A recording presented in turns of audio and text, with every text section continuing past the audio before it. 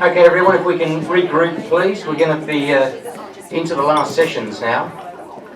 So, very briefly, what I wanted to talk about just before we move over to the Cat 4 demonstration by Pen is about the QI plans and about the what we're asking practices to do is submit these plans to the PHN.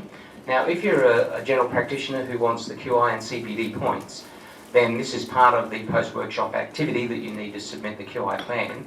Now, it's not there for a test. I mean, that's not the reason for it. We'd certainly like to get the PHN to get as many of these plans in as possible over the next 6 weeks period. And again, if you go back to today, we're not looking for, a comprehensive, massive planning document. We're looking for you to go about, as a team, to go about some thought into what area you'd want to focus on and why. Pick that area, see which, nominate a team, a person or a team that's going to coordinate it across the year.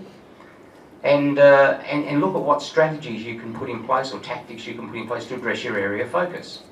And it can be that simple. It's just something to get going. So if you don't have a plan, you just keep it simple is the main message.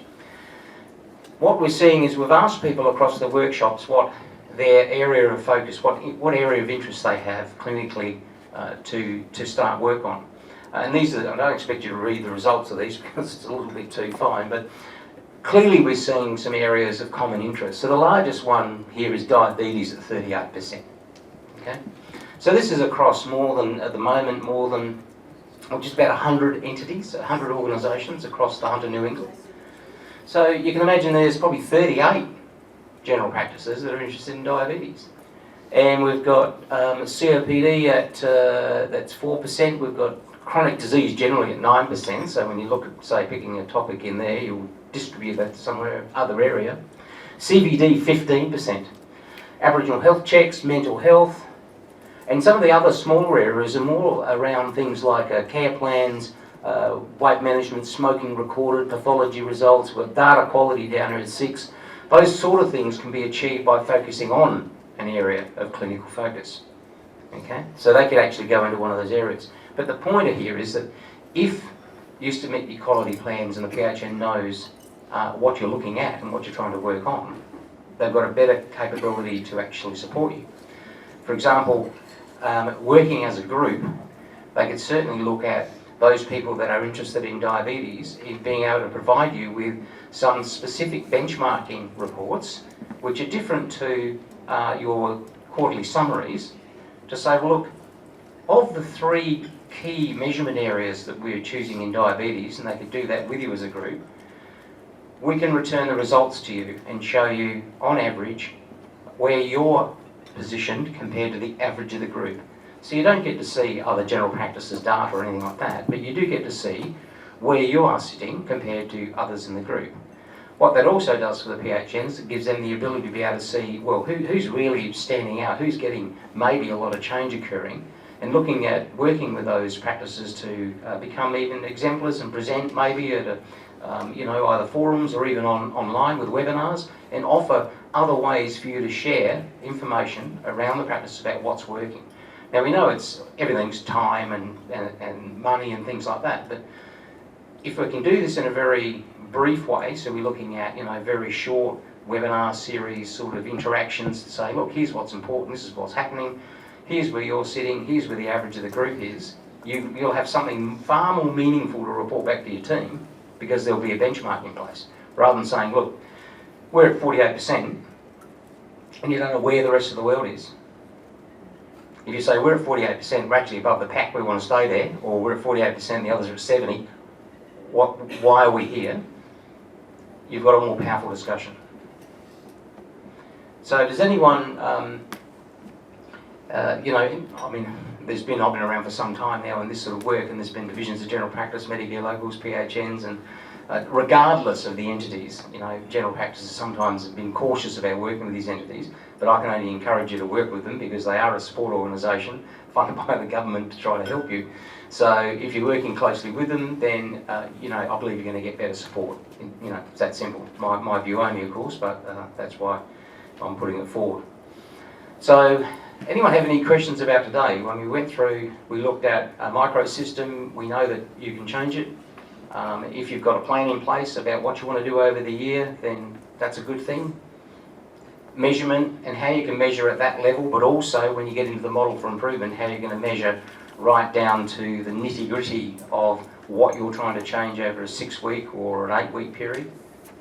And then into teams and how you can use tools to work with your teams, but also getting your teams on board. And they're critical, because if you actually can't get your team on board, and that's really hard work. I mean, that's a central plank here, is to get the team on board, get them around the quality.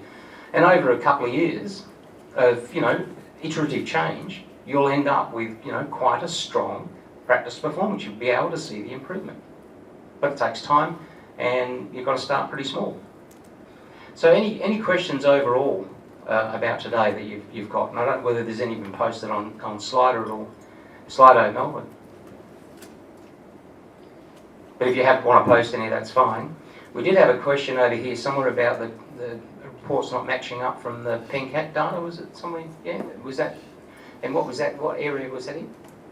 There's some things that just don't match. So like your clinical data's accurate, but then when the data's being drawn to PenCat or whatever you call it, it's not matching. It's showing an inconsistency.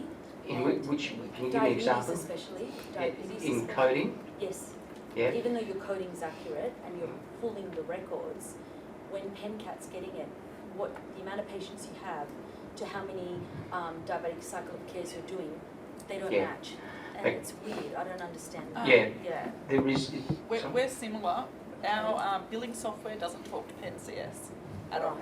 So any of our MBS items don't. So we can't do, when we're doing our quality improvement, we can't do anything that's based around MBS items, so your 715s, your 721s, anything like that. And I find that unfair, because we have to meet these things for the QIP, but the clinical software well, you actually don't actually have to meet anything, is the key point. One day we will. Well, it'll be a long day away, right? One of the reasons this happens is in the systems, there are, are you using best practice medical director? MD. So in MD, there are just short of 16,000 clinical codes, right? That's a lot of codes. And someone that prepares that software report in CAT that says, there's X number of diabetes, they have to go through and try to guess which one of those codes are going to be used for a diabetes assessment. Right? Okay. There is a difference, speaking of pen, there is a difference between obviously type 1 and type 2, and some of the diabetes codes aren't specific around that. So and then you can have more than one code. You can have multiple conditions. So then these business rules around the counting are actually really quite specific. So what's pre-canned and comes out, and then what you find on another search, are almost certainly likely to be different. Yeah, so I wouldn't worry about it, and certainly you don't have to worry about the performance of any of this, because there is no target. At the moment, we're just trying to get consistent national data in, and then be able to say, well, okay, what does it even look like? And then when we were talking earlier about the burden of disease and how some areas are just simply, they've got a different, the context is completely different. You can't say, look, we want everyone to get this to 60, 70%. In some areas, they're already at 60 and 70%, and some areas are never going to get there. So you can't do that. It's just simply impossible, and we've seen that across all of the quality improvement initiatives, where some people come from an area where the burden of disease or the determinants of health that are outside of the control of a general practice, just simply, you're outnumbered. You're doing the best you can, but that's all you can do. And that's where we've been today, is looking at the systems in your practice to make sure you are actually doing the best you possibly can with all of those process inputs of care and outputs. And then, yes, you would expect a better outcome, but will it be perfect? Probably not. And will it be better than another area? Well, that